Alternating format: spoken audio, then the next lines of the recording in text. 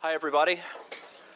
I'm Robert Kennedy, and it's my pleasure today to introduce David Schwaderer, who's going to talk to us about innovation in business today.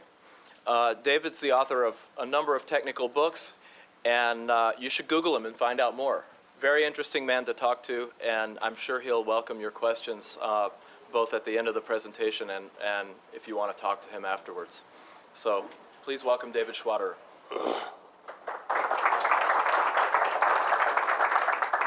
It is a distinct pleasure to be here today, ladies and gentlemen, and I'd like to start off by thanking Google. You are my homepage. I use your maps extensively. I get Google Mail. I Google, inventors stuff. Your open source project and open office, I'm looking forward to that hitting the street. I've got a Vandu system coming in that's got open source on it for the first time in my life. It's your consciousness in data center efficiency. I've actually quoted your work that's come out, your analysis on disk drive failures. I do a lot of writing about disk data storage. Currently the editor-in-chief of the Symantec Technology Network, and I put out a newsletter to 120,000 people every month across the world, and a number of articles. So if you would like to be internationally published, there's some way for Google and Symantec to do this together. I am your guy. I'm your go-to guy. So let's move on. We're going to have a lot of fun in this presentation. We don't have time to explain that particular picture there, but you might be able to figure it out from crossing the chasm. And we all arrive here in stations in life with expectations. Now my expectation, and I'm going to do my level best to deliver on it, is that this is going to be fun, this is going to be exciting, and it's going to be interactive, sort of like this YouTube the YouTube video. Have you seen this, Joe Satriani, Google of one? Oh, you got to see this one. And I'm formally asking Google if they would please put the YouTube video that this will be right next to this guy's, because I want to look over the cyber fence and ask him how he does all of his great guitar. He's one of the greatest guitar players in the world. So the other expectation I have is this will be an interactive presentation. I will ask the audience questions, and I will get answers, okay? I got a lot of heartbeats to spin. So that said, what are your expectations? Somebody just yell out, just a few. What do you guys want? What did you think was going to happen when you came here today? Learning, and what else? Fun? Entertainment? Diversion? Food? Cafeteria? All right, there you go. Okay. Okay, good. All right, well, we're going to try and meet all of those. And we're going to kick it off with a little fun now that we've established a little interactivity. I've got a crisp $20 bill here. That's right. To the first person that can identify what is going to appear on the screen right now, okay? You got to yell it out. No guts, no glory. One call, one close, call early, call often, call at the top, right? Take a stand. You ready? Here it comes. What is it? Hair dryer. Okay, who was first? You? Okay. All right. Can I bother you to stand up? Okay. You see, it's called an audience victim. Bear with me. You're doing great. You're really doing. Just bear with me on this. Okay. Now, in a word, the answer is no. It's not a hairdryer. But you get partial credit, okay? Because, it's close. So here, this is a $20 bill, right? Okay. There you go. There's your $20. Okay. So there's your partial credit here. Now, there's a lot of smart people here at Google. I mean, everybody knows, right? A lot of smart people here. No. Your public beating is not done yet. Okay, so a lot of people. So, do you know everybody here? I don't. You don't, right? And so, you answered, and maybe some of these people are snickering and saying, "Oh man, weren't you a little nervous about that? Maybe blurting something out, or were you just overpowered by that?" I took a risk. Oh, you took a risk. Good. Okay. So. Who did not hesitate? Everybody raise your hand who did not hesitate. Okay, I didn't see everybody's hands go up, okay? So that means that there's some people here that hesitated. Guess what? When it comes to innovation, it helps to drop some defenses and go for the goal line. Right away. Take a stand in uncertainty, because he doesn't know me. So I'm going to reward that. Okay, so now you've got half of it. You got 10 bucks worth. So when you have an appraisal with a manager and he says, you did great on this, and you did great on this, and you did wonderful on this, what's the next three-letter word out of his mouth? But. Okay, but you didn't get it right. Okay, what is it? Let's see if we can get it. It's a tow dryer. That's what it is. I mean, this is my tow dryer. I swim in the Mountain View pool, and what's in Mountain View stays in Mountain View. In Las Vegas and stuff. So I dry my toes. So that's what it is. There's no way you could have gotten the answer right. Okay, but the point here is that when you look at something and you're an innovator, you're going to describe it with words. Your words will necessarily constrain the perceptions of what it is used for. Okay? Here is maybe a more suitable definition: electrically powered device that generates an optionally heated focused air stream. When you go into Target and you want one of these things, is that how you describe it? No. You say, I want a hairdryer. Okay? So what's going on here is we live in a very complex world, and I don't like the word complex.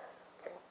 We live in a multi-dimensional, fractal-based, nonlinear world with feedback loops that exhibits discontinuities, right? Tectonic shifts, and effects of scale and time.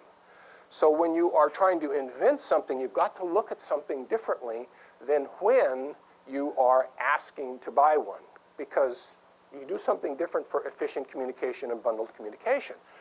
What I just talked about is a very common technique that Bert Rutan uses. He has no preconceptions on how things are used. When he needs a part for one of his airplanes, like spaceship, your spaceship guy out there, you know where he gets them? He goes to the junkyard, and he gets the switches and stuff out there. Okay, so pigeonholing, typecasting, stereotyping, that's the effect when you go in and you're communicating what you want. Okay, so your punishment for not getting it right is to accept the remainder of this on the condition that you will discuss these three words with somebody over a favorite beverage somewhere. Will you do that for me, please? Would you please give this wonderful man a good hand? Okay. A wonderful sport.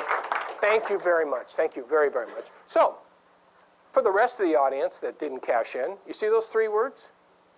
The first person that yells bingo when they see them on a slide, one slide, they get 10 bucks. Okay? They all three have to be on the same. All three have to be in the same slide. So here we go.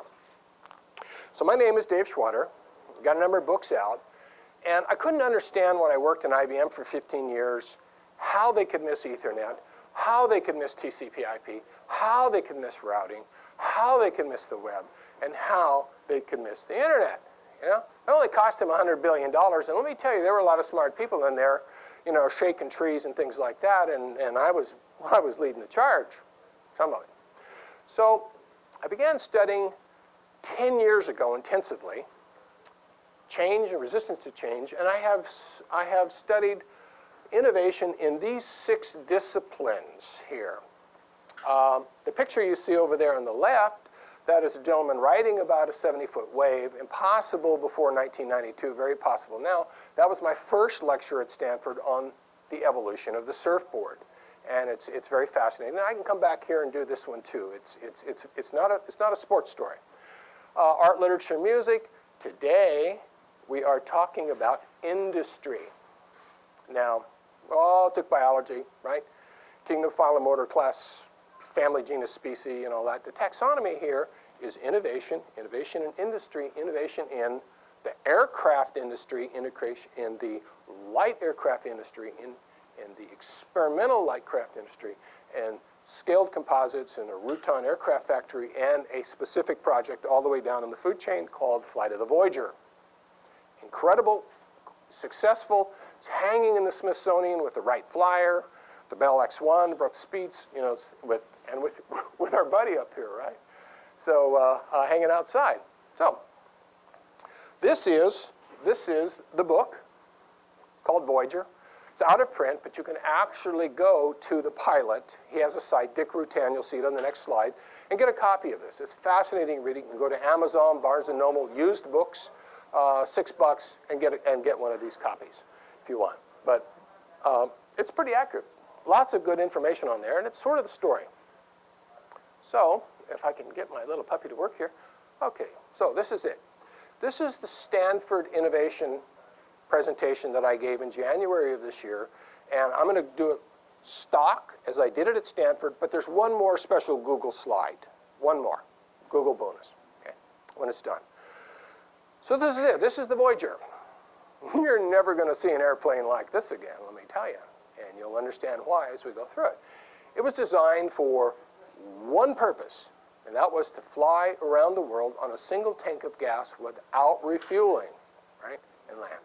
Took off at Edwards Air Force Base, and it landed at Edwards Air Force Base. It happened a little over 20 years ago in December of 1986. Dick Rutan is the guy that tells it all best because he is the guy that flew it most of the time. There are only 3 people that flew this airplane, and they probably had a tough time finding any other volunteers. Okay? So this is the agenda of what we're going to talk about. We're going to talk about the principles. And all good startups, right, have a wet napkin and a greasy spoon restaurant somewhere, and, you know, pencil drawings on it. You know, compact computer started there, things like that. We talk about that initial plan, and then the test plan, phase 1, test plan phase 2, the flight, and then the conclusion. And what we're going to do here is we're going to learn about a startup, because this is Silicon Valley startup stuff set in Modesto in an alien industry, and it's intentional that I do this because it's called lateral thinking. It is to start you off in a place that you are likely unfamiliar with and take you to a point you've never been. And so you're basically, most of you are defenseless at this point. You know nothing about this. So here we go. These are the principles. There's 2 of them to start with. The gentleman on the left is Dick Rutan. He's the pilot. He's the older brother of the gentleman on the right, who is Burt Rutan. Okay? So let's find out a little bit about him. Dick Rutan, obsessed with flying. He got his flying permit first, and then he went and got his driver's license the same day at age 16. He just loves to fly. I mean, this guy will fly anything. You can't keep him away from it. Decorated aviation war hero. He was shot out of the air in Vietnam. He was on his 3rd tour in Vietnam. The guy that was in the pilot's seat went in too low. They got ground fire, flames coming out of the airplane about 50 yards, and they had to kill the afterburner, and it shut off, and then the gas needles started going like this, and they said, we got to hit it again, and they hit the afterburner, and they shot up. Flames exploded out again, got over the coast, doing about Mach 1, and ran out of fuel. They ejected and they came down, and that was his last flight. He rotated back. He did another ejection in England where somebody left an oil cap in the oil pan, and it blocked the oil, and the engine just blew up, and he got. So he's seen he got injured on that second one there. So he retired from the Air Force, and one of the reasons why he retired from the Air Force is he's a maverick. He objected to the concept of a superior officer when people were really referring to senior officer, and there's a great distinction there, and I admire him for recognizing that. He is the right stuff in the Thomas Wolfe sense. This is a guy that'll fly anything, anywhere, and probably live to tell about it. And he survives by a microview. As a pilot, he knows he's going to die in a single thunderstorm cell over Denver. Okay? It's going to be like real personal and real tightly focused in the way the wings are going to come off the airplane. Right? He loves acrobatic flying. He's a jet job. His younger brother is also obsessed with flying, but more on the design side. As a kid, he would go and pick up wrecked balsa wood model airplanes, and he'd rebuild his own airplane, and he was a youth champion model airplane builder. He won so many times they started moving the fence, the goalposts to try and keep him from winning. No one could beat this guy. So got a lot of really hardcore experience on model airplanes, and in fact, most of his airplane designs now are a direct result of his model airplane. They're just big model airplanes. Okay? Very prolific. I think he has 30 or 40 airplanes that have actually flown, 300 different designs. He works on least costs. He admits he designs them on the toilet in the morning. He seems to think that's, productive. So in the 70s, he founds Rutan Aircraft Factory, RAF, and he discovers he has absolutely no interest in customer base and mundane stuff. This guy's all about design and inventing. As soon as the thing is designed, he moves on to the next one and lets somebody else handle the details. Doesn't want to worry about inventory, cost control, accounts receivable, any of that stuff. He's very prolific. He works in composites, which gives him a tremendous advantage in that when the design is wrong, he brings out a chainsaw. He just chainsaws off the wing. Right? He slams on some more foam core and he covers it up with graphite or fiberglass or whatever it is, and boom, he's back up in the air again. None of this 6-month turnaround for aluminum molds and stuff like that.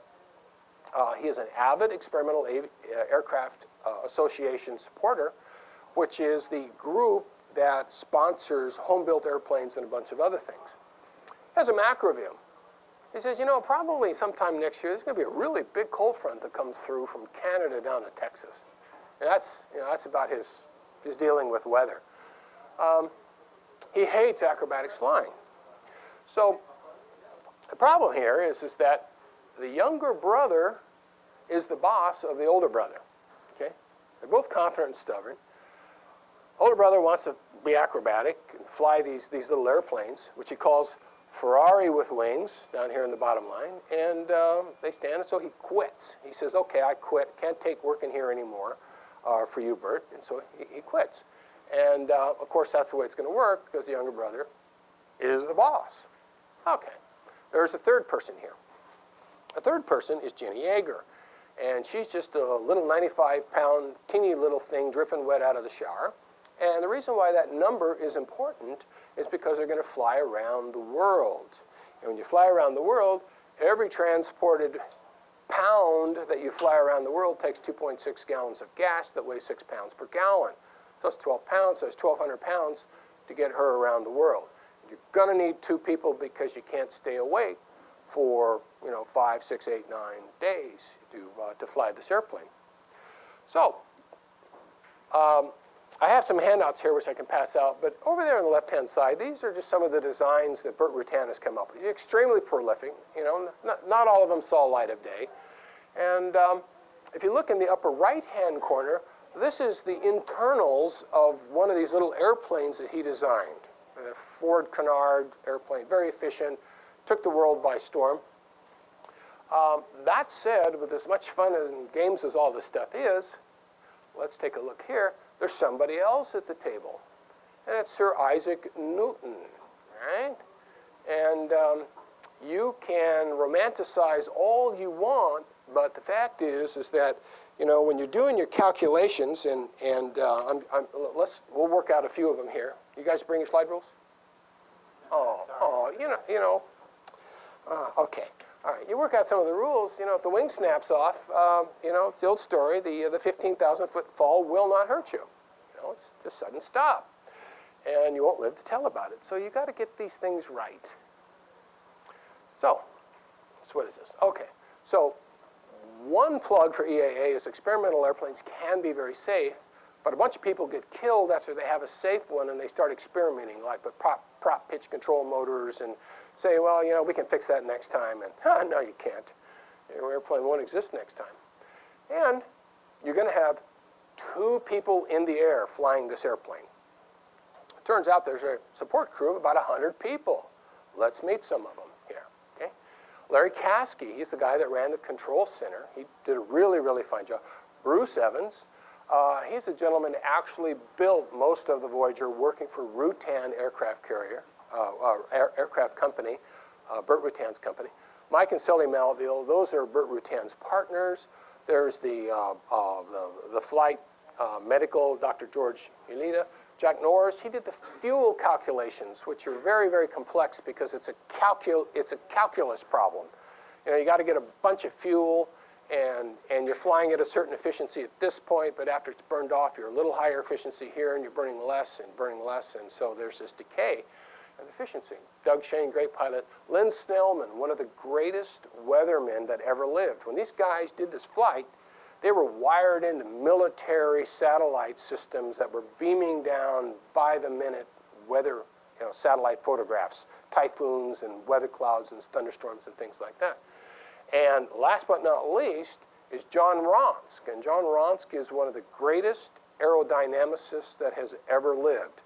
And this guy, he built his own Heathkit computer as a kid, and he was doing laminar flow projections and lift and drag ratios and everything else. And he actually fixed a number of Burt Rutan's designs.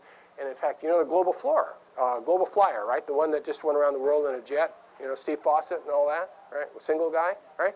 He did the aerodynamics on that, and it's one of the most efficient and far-flying airplanes that has ever existed. It's miraculous. Almost made out of tissue paper, it's like. So you got 2 people in the air, you got 100 on the ground. Okay? And that's generally what it takes. You got a few guys out on the rock band on stage, right? And you got a big crew moving everything around behind them. So it takes a lot. So here's the wet napkin. Dick resigns from Rutan Aircraft Factory and says, hey, got a plan. Want you to design an airplane for me that I can do acrobatics in and I can sell. And Burt says, no way.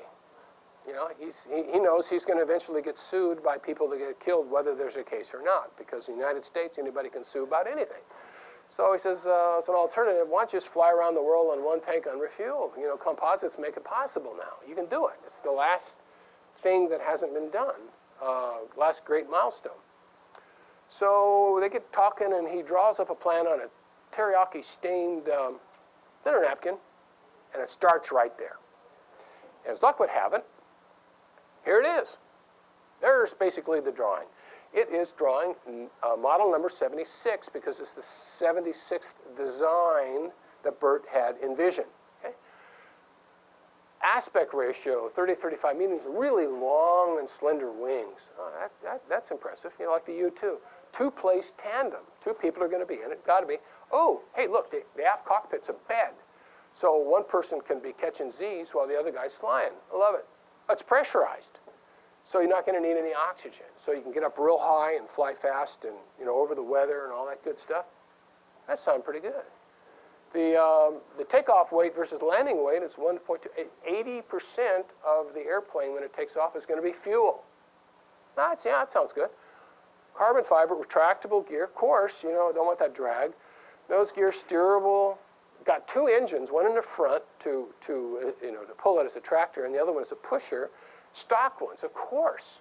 Minimize risk. You got a new airframe here, so let's minimize the power plant risk, right? So minimize the new stuff. Really goes far. Biggest airplane, 6 to 12 months. Hey, I'm impressed. What are we talking about here? We're talking about a plane that they call light and slippery. I mean, this thing is really, really classy. Oh yeah, they have a plan. Look at this. They're going to build the airframe. Actually, they're going to have somebody build the airframe for them based on corporate donations that come in because they're going to put logos and stickers on it. So, they're going to be funded. It's Cadillac. Phase 1, they're going to test to make sure it can fly right and it can go far enough. Phase 2, they're going to install all the components, all the radios and radars it turns out they need. They're going to fly the mission. I don't know. How about you guys? I'm pretty impressed here. Think we should declare victory now? I mean, look, all the elements are here, right? We've got experienced professionals, deep knowledge base, a design. We've got a plan, right? That would be a good time to predict victory. Stretch goals. Yeah. Oh, I like it. I like you. Okay. Yeah. I want to hear you yelling bingo. Oh, yeah. Stretch goal. I mean, all the elements are here, right? So it's just a small matter of execution. But being the, uncertain person I am, I think we should ask Helmuth. What do you think? Want to ask Helmuth? Let's ask Helmuth. Okay. What's Helmuth say? Oh, Field Marshal Helmuth von Moltke, 1860 general in the German army. No battle plan survives contact with the enemy. This is actually a misquote, by the way, and which is a whole nother lecture. So, what changed? Oh, that great flying wing. Well, small problem.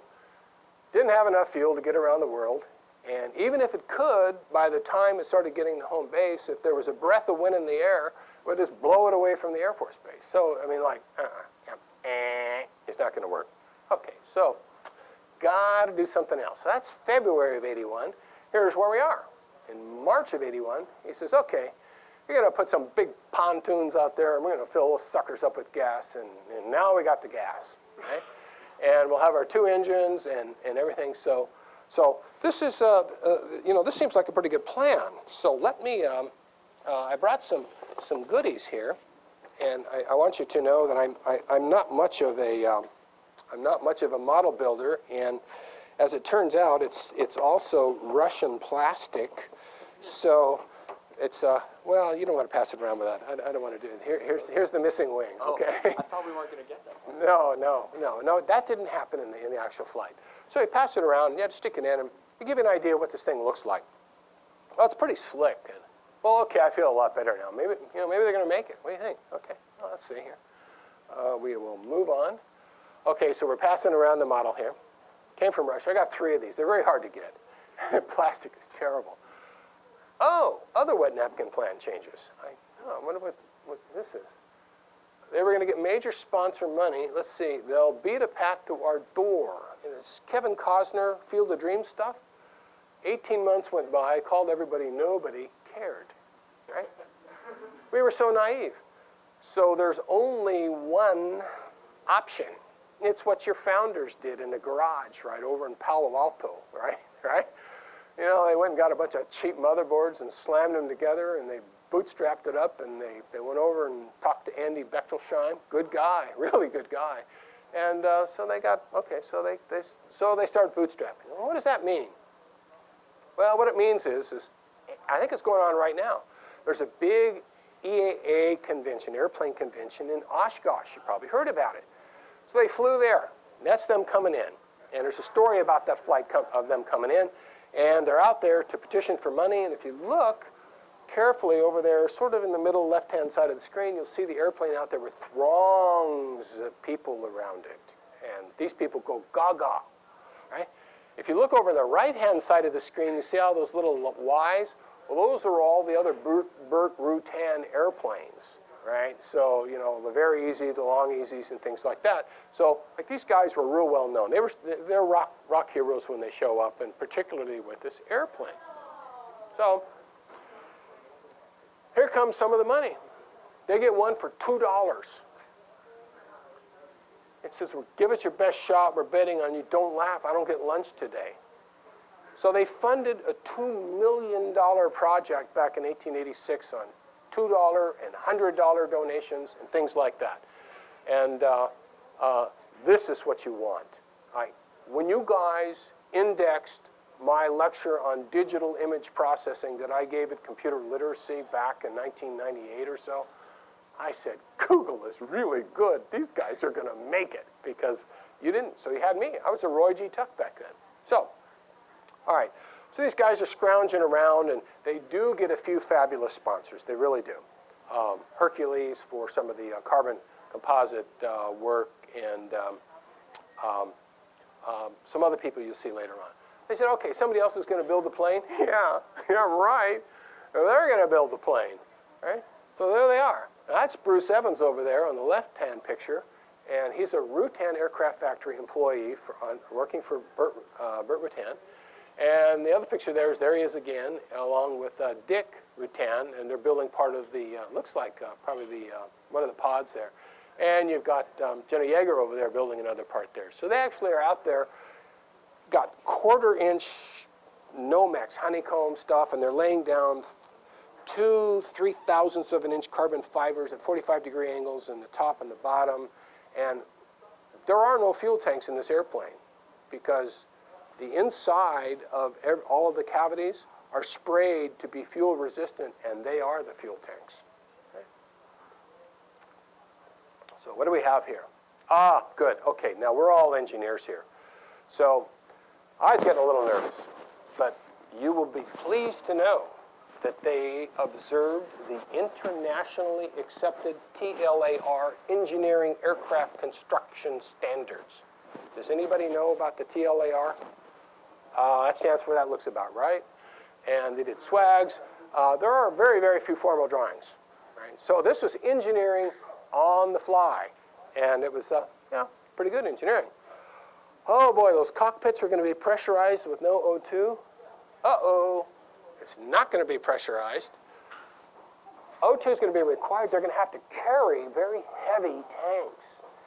So rather than carry 3 tanks for oxygen, what they do is in one tank they put 3 times as much as they should, so they have you know, potential projectile oxygen canisters, like 4 feet away from them at all times. And because they're flying low, it's now going to add 3 days. The flight was going to take 6 days, and now we have a 50% mission overrun. I wonder if that makes a difference when you've been up there. I don't know. Okay, gosh, okay. Oh yeah, I'm going to fly west to east. Well, turns out that the global trade winds and everything go the opposite direction. So Lynn Snellman saved him on that. And it turns out, here's a factoid for you. Spring it on somebody at lunch that hasn't been here. Did you know, you got the equator. There is more land mass exposed north of the equator than south of the equator.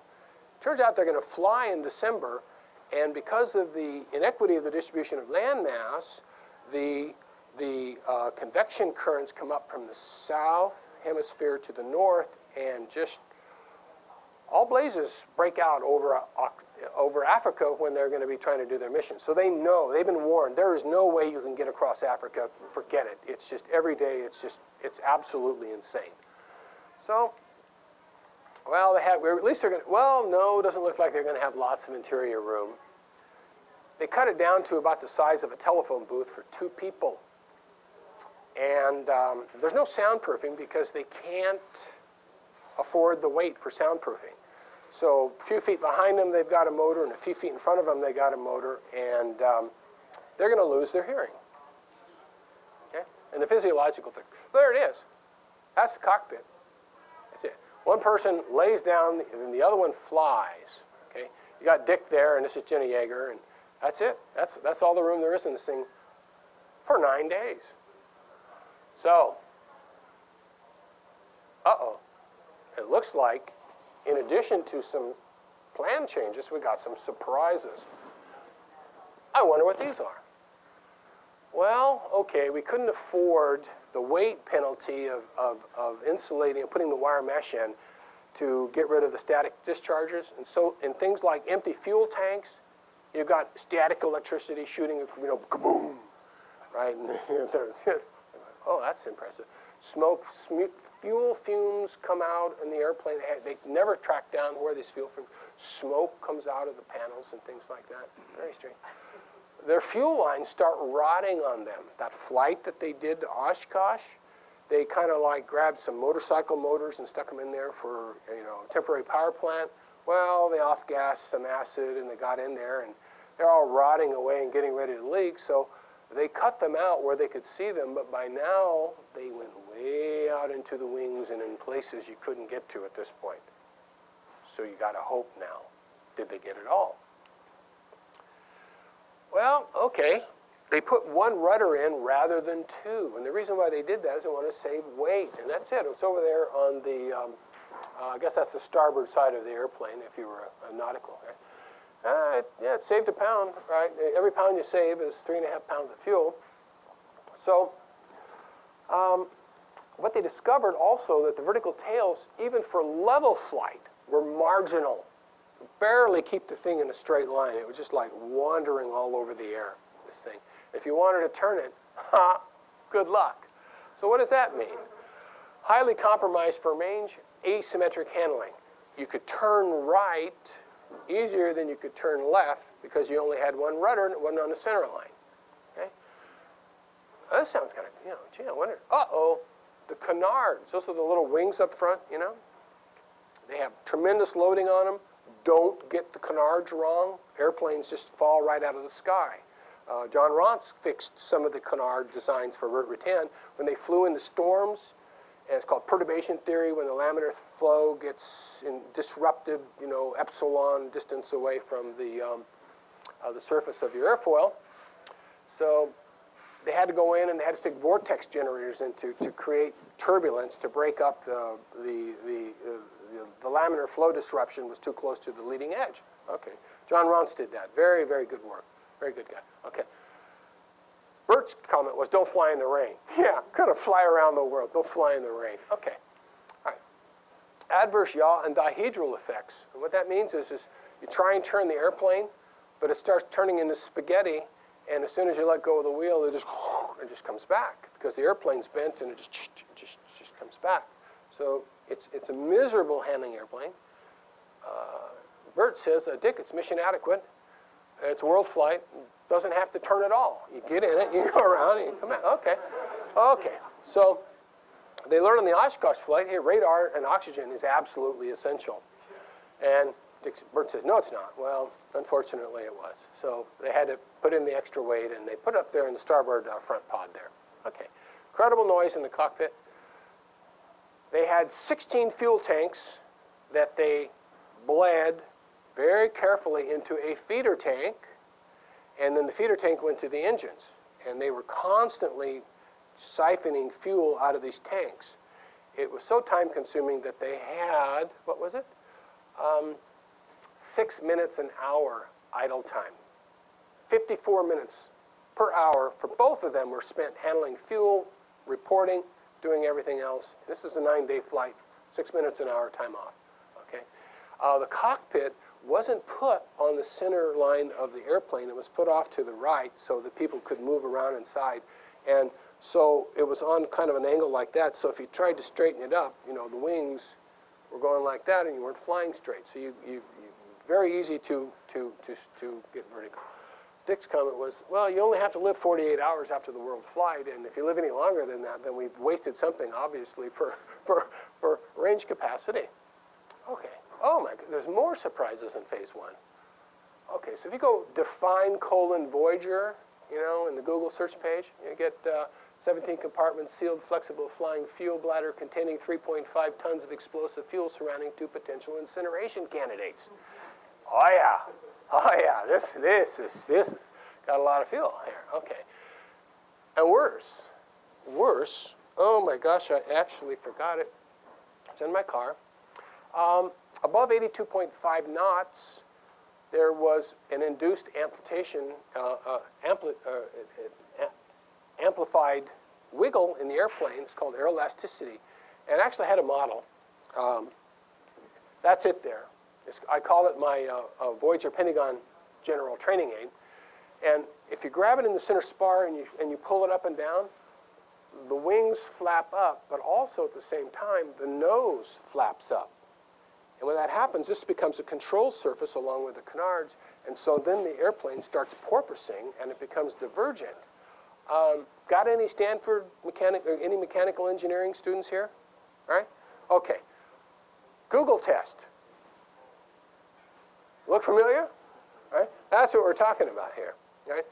Above 82.5, if you did not hop onto these oscillations within 15 seconds, your airplane was toast, and you shortly thereafter.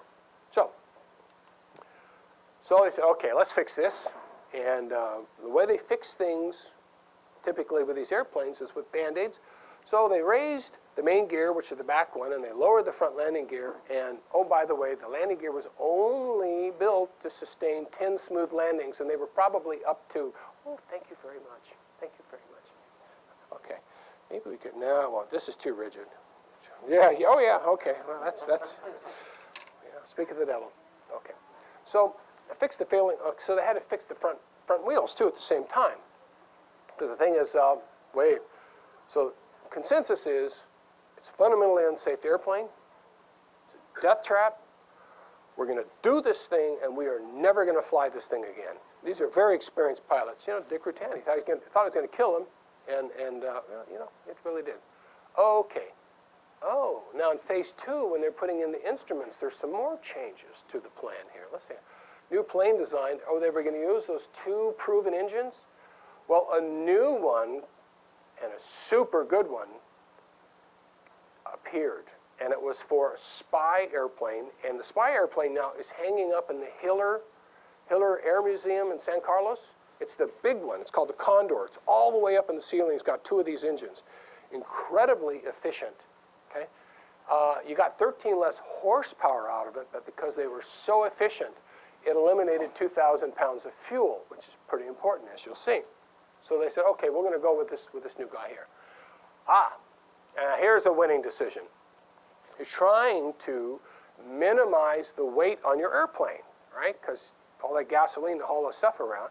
So you go after really lightweight wooden propellers from Europe. Go to the glider guys, right? That's good, okay. Well, it didn't quite work out for reasons you'll see in the next slide. They had to replace those with metal propellers that weighed 70 pounds more, but they were 3 to 5% more efficient. And so what was happening here was they were optimizing on the wrong independent variable. Weight versus delivered efficiency. And they discovered this and they fixed it. So, very easy mistake to make. 6 to 12 months required. It took them 6 years to do this. It was a small matter of a 5-year overrun on a 1-year plan. Okay? Okay. It could be 9 or 10 test flights, 67 test flights before they did the world flight. So, they're off by a factor of 6 or 7. Right? Landing gear designed for 10 smooth landings. Okay. All right, now, they lost their prop.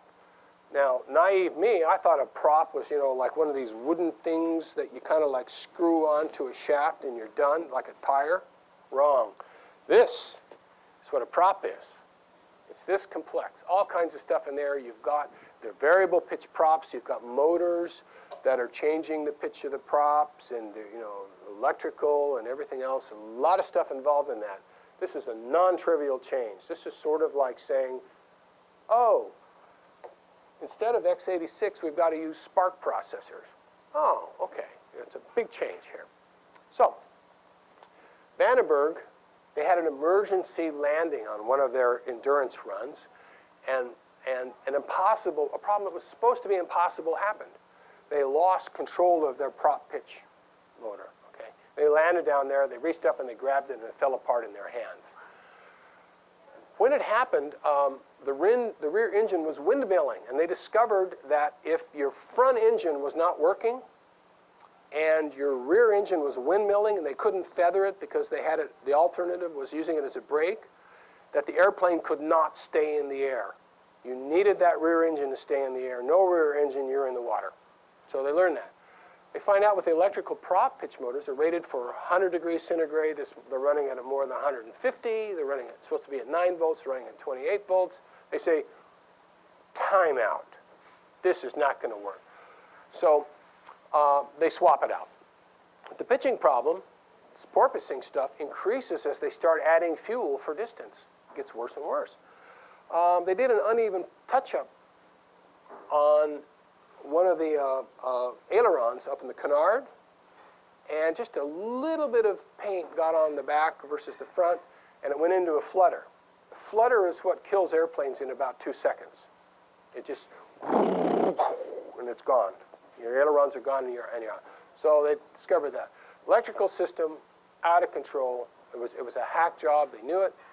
Alternator failed on them. They managed to get that. Landing gear, bolts were breaking. The lead in fuel, airplane fuel, fouls the spark plugs. These guys are going for hundreds of hours. You're supposed to swap out your spark plugs every 25. Right? There's no place up in 15,000 feet to change your spark plugs. So they wind up getting really good ones from Champion.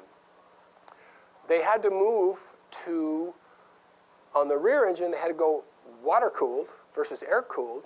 And when they did that, they discovered that the radiators they had to build had to be much bigger than all of the formulas described. And by the way, this happened to the Wright brothers, too.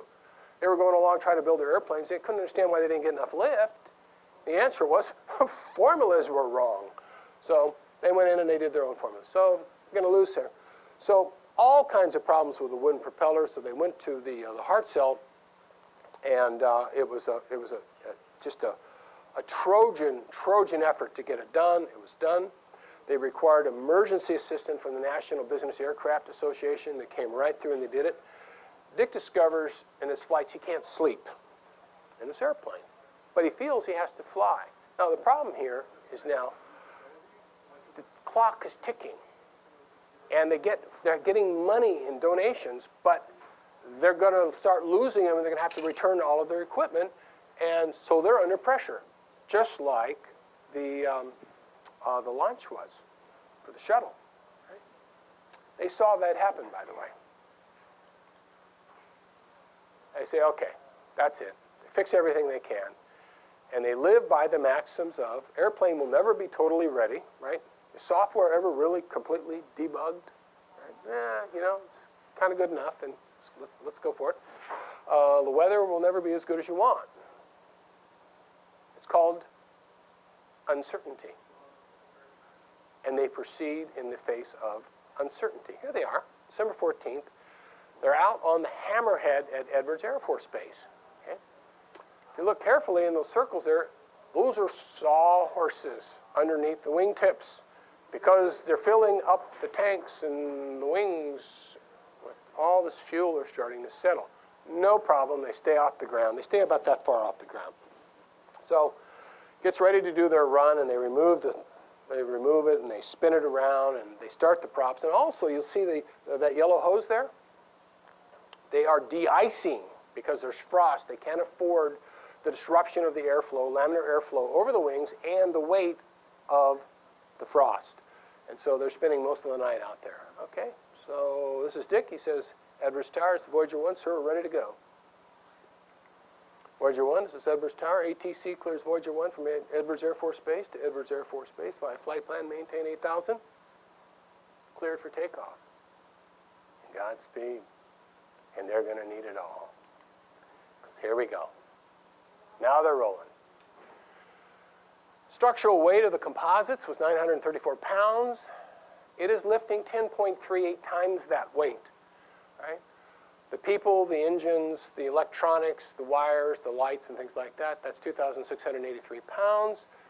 Dick Rutan, on the fly, just a hunch, just added an extra 354 pounds of fuel more than was called for in the flight plan. Takeoff weight of fuel is 7,000 plus pounds of highly explosive gasoline. I mean, this stuff burns like you've never seen. Okay? Fuel fraction 72.3%, slightly lower than what they thought they were going to do. The weight of the fuel was put so much stress on the airplane, it warped the entire frame. When they handed him the canopy, he couldn't screw it in. He had to pound it into place with his hand because the actual fuselage had warped at this point. He's thinking, boy, this really looks dumb. We're all fueled up and I can't even get the canopy on. Okay? So he starts rolling. Well, you know, as it turns out, those boom tanks that are out there, they have more fuel in it than normal, and their moment, the physics moment, right? It's ahead of their fulcrum there, and so it's pushing down now. Okay? The airplane is literally, as it's taking off, trying to fly right into the concrete. The wings that were about that high off, as they start taking off, they start dropping as the airplane tries to go right into the concrete. Okay? And the wingtips dragged. They probably dragged for over a mile. This is a plastic airplane, plastic around foam. Right? Dick says, I reached up and grabbed the stick, started easing back. I said to myself, Dick, if you've ever been smooth in your life, you better be smooth right now, because this is the big one. And it was. 2 minutes and 14 seconds it took for the airplane to lift off. They set their first record on the runway along 14,200 feet, right? 800 feet is it's the longest concrete runway in the world. They almost used it all. Well, what's that all about? Well, they were flying 15% heavier than they had on their last flight. They added 1,264 pounds of fuel. It over doubled the takeoff distance. So they were above the bend in the exponential curve at this point. Bert Rutan says, instead of 15, if it had been 20 to 25, there would have been a fireball down at the end of the runway. Would not have been able probably to get off the ground. Okay? So a mile or so, these wingtips drag, and it takes its toll. But now it's in the air. First thing that happens is they're up in the air and they have to wiggle the airplane and they have to break off the winglets because they're there flopping around. And they don't know what else is going to go off with the winglets. And there's also fuel vent lines that are out there. But the weight of the airplane is so heavy that it's bent up like this, and so it's not going to be venting out. And no fuel will be venting out as it turns out. So up to this point, they had flown it 354 hours with 6 emergency landings, like right now here. Okay? So their flight plan is for 255 nonstop hours with no landings, heading out immediately over the longest transoceanic flight possible in the world, California to Hawaii. Okay? Not a lot of life rafts out there. They have been warned repeatedly, December is the worst weather, you will not be able to get across to Africa. They said, we got to do it because we're going to lose our funding if we don't. So it's now or never. Okay? There is no route. None. There is no way that's planned. There's no certitude in this. They're going to be receiving weather updates every 6 hours and path recommendations. The priorities in the path recommendations is favorable winds, meaning tailwind. Next sorting criteria, collating criteria, is how good is the weather. They'll take bad weather over good weather if it means better wind. Okay? Other one is politically sensitive area. You fly over places like Chad and things like that. You know, they got missiles that are shooting down airplanes and helicopters and everything else over Lake Victoria. So it was a real problem. When they got over Africa, they got over the coast of Africa, they turned off their transponder. Okay?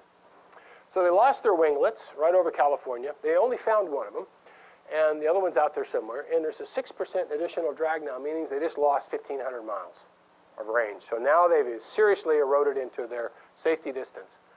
There is their flight path, right out of the book. Okay?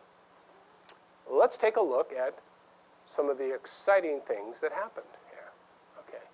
They lost their winglets, their noise suppression headsets fail, their critical needle on a critical gauge falls off and it's just vibrated to death. Maybe, okay, okay. They hit a typhoon, and it's favorable winds right over weather. What do? They pull as close as they can into this typhoon, and they go right between the rain bands, and they let them slingshot them through. That's right. And they had to do it really, really carefully because there's a low front coming down from China, and it closed right, like within a half an hour behind them. So they were doing that.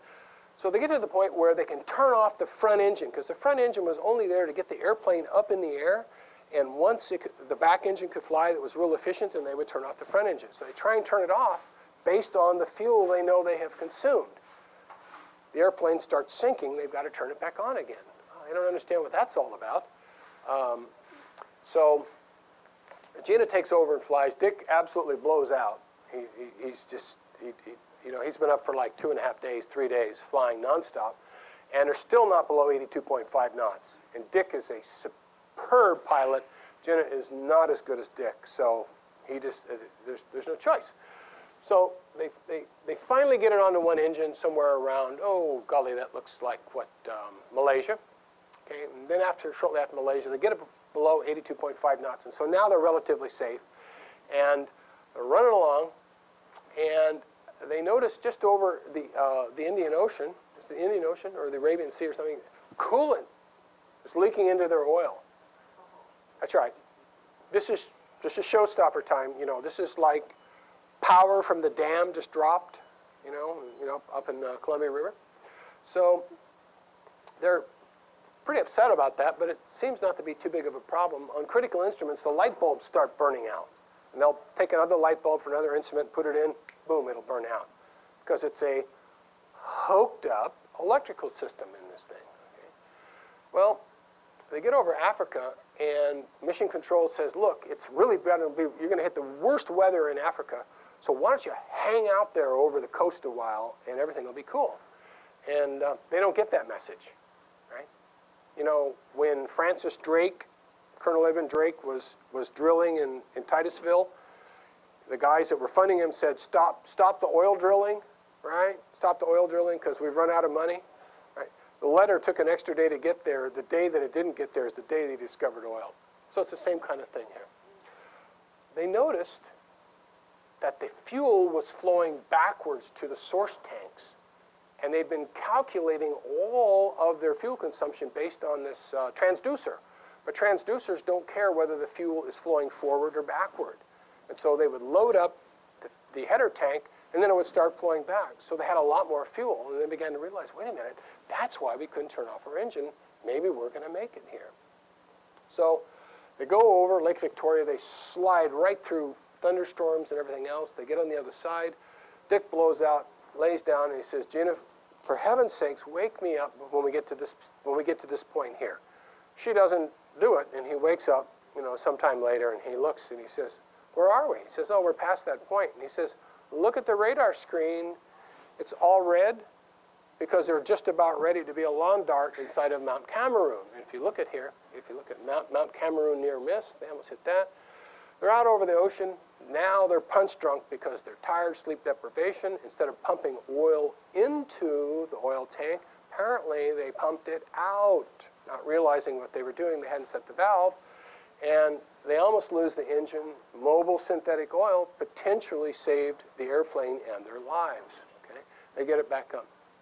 Now, when all the weather breaks loose in the wintertime along the equator, it's called the Intertropical Conversion Zone, ITCZ. And in the dark, over there near South America, a large block of storms broke off and drifted south, and they hit them. And it flipped the airplane right on its side. Dick actually thought it was going to go over. This is a piece of tissue paper with a couple of motors on it that can maybe go like that, but this is now like this. And because he was a supremely gifted pilot, he was actually able to nudge it back in out of full vertical and bring it around. Shortly thereafter, he completely melts down and collapses. Okay. So they hit the Caribbean, and things are looking pretty good. They're pretty sure they're going to make it now. So what they do is they hit the throttle. They really start burning the gas, because the slower you go, the better your fuel efficiency, because there's, what is it, 1/2 kV squared and friction and all that other stuff. So they're drifting in, and the big one hits. Engine out. Now, this is the second time this slide has seen it. You guys are engineers, so you're going to understand this. Okay? Top of the slide is the front of the airplane. It has a motor that has been turned off for a week. It is cold, it is feathered, and it requires a complex process to unfeather it, a hydraulic process. The back engine is the really efficient one. It does not have a starter, because this is going to run all the time, and you prop it. You pull on the prop and you start this thing. And rather than feather it, you can use it as a brake. So that's the trade-off there. Okay? And you've got these things, these diamonds with 8s in it. Those are 8-way selector tanks. And this is where you set where you want your fuel to come from when you're tapping it in to go to the header tank. Okay? Every motor has a mechanical pump, plus it's assisted by an electrical pump that does two things. It clears the fuel line of bubbles and air so that you can start the engine. Plus, it also does the pumping of the fuel into the header tank. Okay? And you've got 2-way selector tank depending on whether or not you're going to be pulling your fuel in from the header tank or from the tanks directly in the case there's a problem. Yeah, it's a little complicated. In the header tank, there's 42-gallon capacity. There are 9 gallons in it. They know they need 28 to get there. Got to find 19 gallons. No problem. Look, out in the tip cell tanks there, which are the last guys to go, and they're all been up there. There's 29.3 gallons. So they trip the solenoid over on the left-hand tank to let the tip cell drain into tank 8. They set the selector switch over there, and they're going to get their 29.3, which is going to be 10 gallons more than what they need to get home. Boy, I was getting nervous there. Small problem. Tank has been leaking the entire trip. There aren't 29.3 gallons in there. There are 8.1 gallons. Okay, well, we're almost there. Yeah, about 11 gallons short here now. Oh, look, there's 29.3 over in the other guy there, okay? Set the 8-way selector switch to go to tank 8, you flip the solar cell, and hit that electrical pump over there. Uh-oh. It just burned out. And now, that gasoline is all marooned over there. Right? So Dick says, all right, we've got a backup plan here. We're going to invoke that number 2 thing there, and rather than pull gasoline from the header tank directly, we're going to go out and we're going to pull it from the tanks over on the right-hand side because they have gleaned everything out of the left-hand side. So he activates it. There's your bypass. And he goes up and he starts pulling off of the front canard tank. He gets distracted.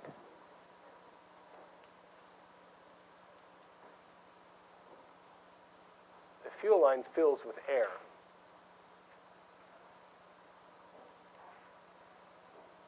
To start the engine, he has to reprime the engine. Guess what reprimes the engine? The dead electrical pump. The mechanical pump does not have enough suction to clear the fuel line.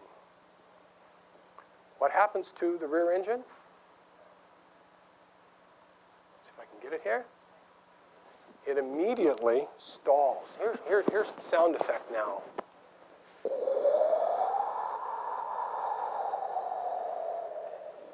That's what it sounds like in the plane. It's slowly spinning to the right because there's more fuel over there on the right-hand side, and they don't have 6 hands to level the airplane. They're trying to figure out what to do, and it's spinning in, and they're going to die. They are going to die now. Okay. Why are they going to die? Because Vandenberg told them if they start the front engine and the back engine is windmilling, the front engine doesn't have the power to pull the airplane. They learned that in Vandenberg. They're going to die. Okay? Well, Dick does what he can. He tries to pump it. He can't get that rear engine going. And he says, okay, we got to do something. Let's start the front engine. Front engine hasn't been started for a week. It takes 3 hands to hold like he's got his elbows here, and he's pumping stuff here, and he's getting hydraulic pressure up to unfeather the thing, and he hits it, and he hits it, and he hits it, and bam, it starts. But it's cold, and they have no options, and they pull the full power unwarmed up. It stays. The airplane is putting along, and now they have delayed their deaths a couple of minutes. But suddenly, Dick notices that the airplane is accelerating. And what had happened at Vandenberg was they were high altitude with a lot of fuel. And now they're low altitude with very little fuel. And indeed, the front engine can pull the airplane. And he's sitting there thinking, oh my. And he pulls back on the yoke and he over-rotates and the airplane goes up in the air about like that. And guess what happens? Fuel runs down the line to the rear tank, which doesn't have a starter, but it's windmilling, right? Wham, it starts. And now he's got 2 engines, okay? He's got 2 engines. And so they go in and they swap out the bad fuel pump with the good fuel pump. They load it up, and they're going to make it now. They're coming in. Here they are, coming in. Boy, those wingtips look just a little beat up. Wouldn't you like to get a close look up at those? They're just pretty beat up. They used to have winglets on it. So they're coming in now, and Dick knows that he'd taken off 9 days before, and Edwards Air Force Base is a very busy Air Force base, and you better beg to land there because it is a top secret facility. So he calls in, he says, Edwards, Voyager 1, we're about 20 minutes out, and I know you guys are busy, but just kind of like let us come in and like land out in the dry lake bed so that the 2 or 3 guys that are there to take pictures can take the pictures, and we promise we'll stay out of your way as much as possible. Right?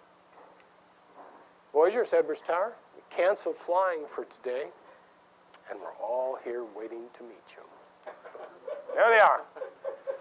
There's 40,000 people, the sponsors, are waiting. They had absolutely no idea. They're flying around, And they're saying, you know, we ought to give these guys a show, right? You know, they came out here, it's cold, everything's December, right? They're flying around. And meanwhile, Reagan back in Washington is looking at his TV set and said, will they land the damn thing? Please, just land. You're just flying around and around and around and around, right? Okay, so there are 40,000 people then. They took off with 7,000 pounds of fuel. They landed with 106. Now, they did go faster out of the Caribbean than was necessary, but they didn't realize they had, you know, leaking tanks and things were going to blow. Okay, so they used 98.48% of their fuel. It was 18.3 gallons when they were done. So they're in the hangar now, a very famous hangar at Edwards Air Force Base. That's Burt Rutan talking about the wings there. And you know that close-up look you wanted to get of the wings? You're one of the few in the world. Oh, here you go. Listen, he's saying there's no rules. They broke all the rules when they did this. They deceived Edwards Air Force Base. Oh, yeah, we know what we're doing. This is all real safe, and this is going to be cool. Don't worry about it. It's really cool, right? They knew it was very high risk, potentially people getting killed. They did it anyway. And Bert was always amazed that nobody ever said, are you sure this can be done? Why don't you show me in paper, right? And his little brother said, if he said it could be done, he would do it. So there's this trust that's involved in this kind of thing. So there it is. You're one of the few people to ever see the wing this close. This is it. That's the real deal. Okay? That's sort of like those servers that your founders had that are over in the computer museum, you know, that are, you know, they're all kind of like bent, you know, laying in there because they're unsupported, right? That's right. Okay. So Bruce, the main guy, says there's no way this airplane ever should have made it. Don't fly it again. Dick says, well, we've got to get it from Edwards Air Force Base back to Mojave. He says, okay, take it off. Don't turn anything on. Just take off, pull up, left-hand turn, land it. Okay? So they do that, and they take some pictures. And on the way in, right over the runway to Mojave, they noticed that the coolant seal had completely failed up to the last heartbeat. So there it is. It's hanging there. They didn't clean it up. To this day, nobody knows why the fuel was flowing backwards. I've actually talked with Dick Rutan about it. I have my suspicions why he did. But nobody knows. He was going to go into the airplane one last time and look around in the fuel system to figure it out. And the next thing he knew, it was on the way to the Smithsonian. Okay, so here's some takeaways, guys. Devices versus a product. Can you use a clunky thing and scale it up? Okay. Voyager, as designed, was a highly compromised device for range. That's what it did. Had no strength. It had no other redeeming qualities. Burt Rutan has designed 3 airplanes that have attempted to go commercial, industrial strength. Right? Here's how it worked out. Voyager was a complete success. Uncontested success. Nobody made a nickel. The guys that tried to make a nickel, Raytheon Beechcraft Starship, absolute catastrophic failure. They built like 60 of them. 55 of them are out in the Tucson desert at Evergreen Aircraft waiting to get cut up and destroyed. Okay. Visionaire was another one. Per dollar debt, VC money, they returned 1.2 on the sale to some outfit down in 1.2 cents on the sale. And Atom Aircraft is yet another one that's trying it right now. And I actually know this gentleman that's president of that company, and jury's out, but they've slipped and slipped and slipped. And every time you read their press announcements, and I have them all, it's like real soon now here, and we're working and we expect, and none of it has come to be.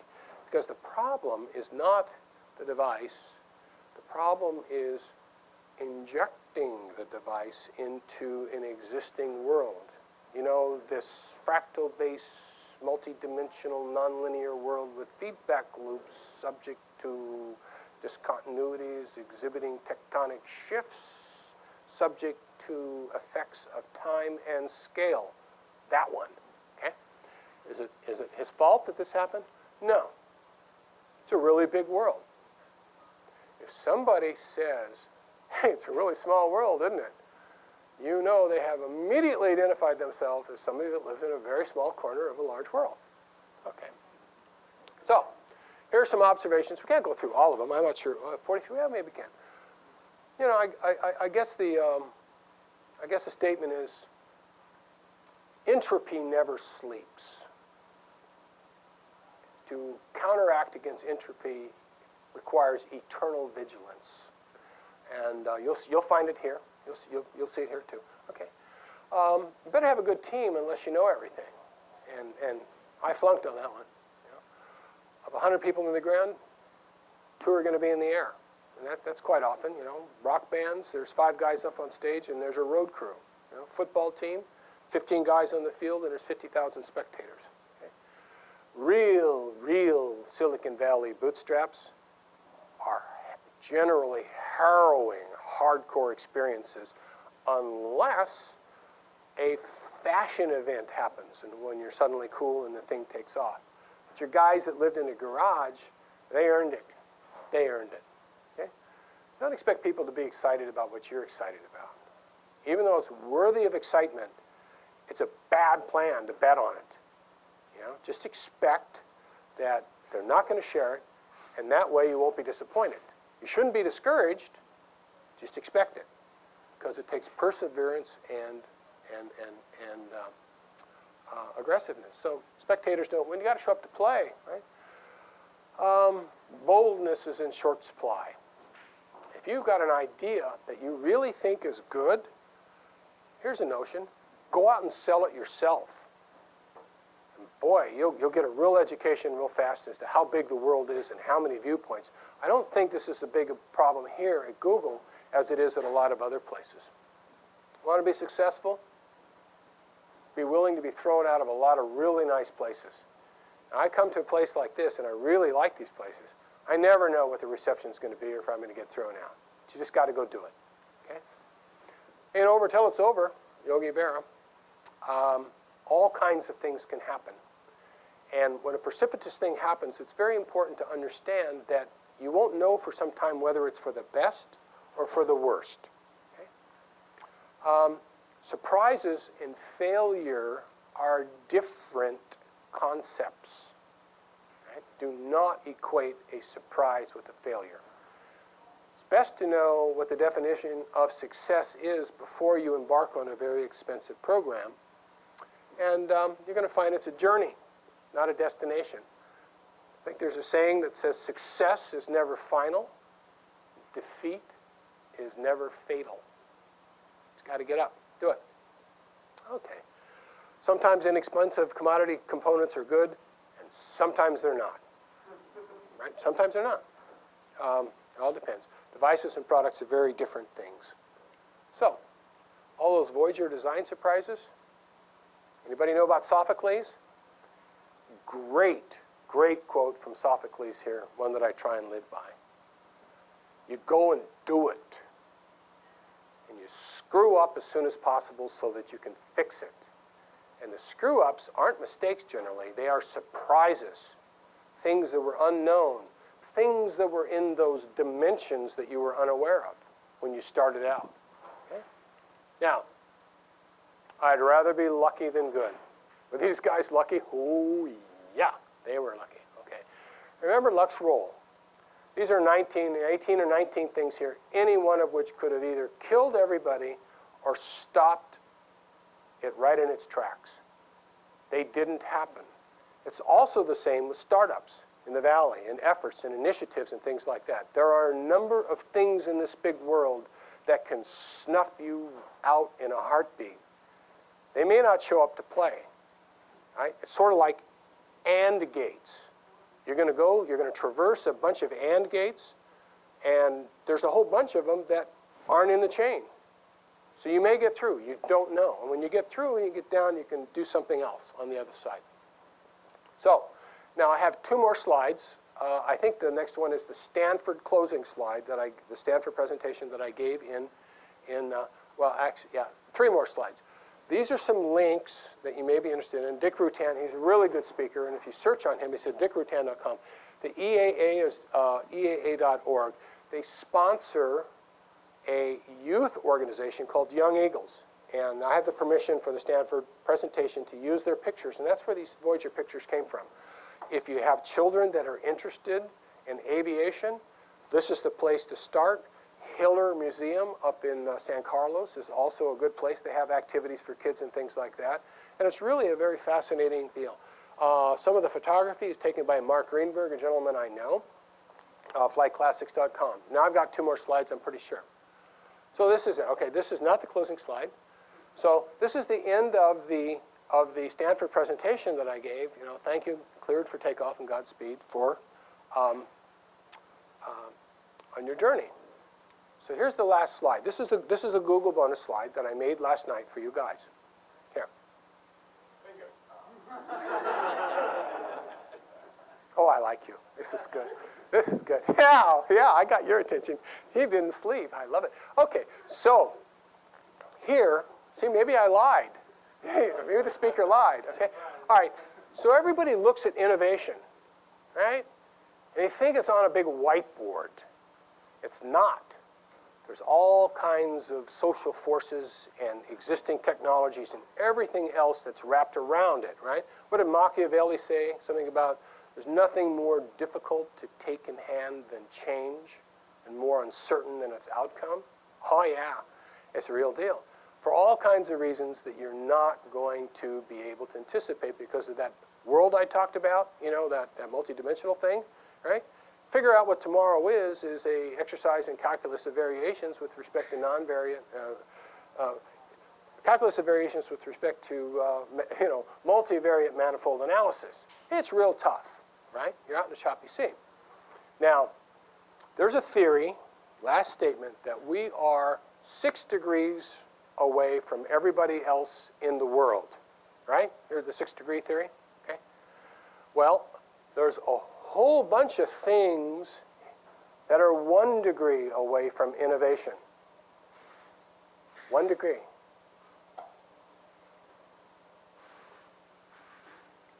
Now, I've got a double. Come on, talk to Daddy. There they are. Bingo. Ah, you got it. Okay. Yes, you did. Okay. So, I've trained you, right? And all good training programs have a graduation exercise, right? Have a graduation exercise.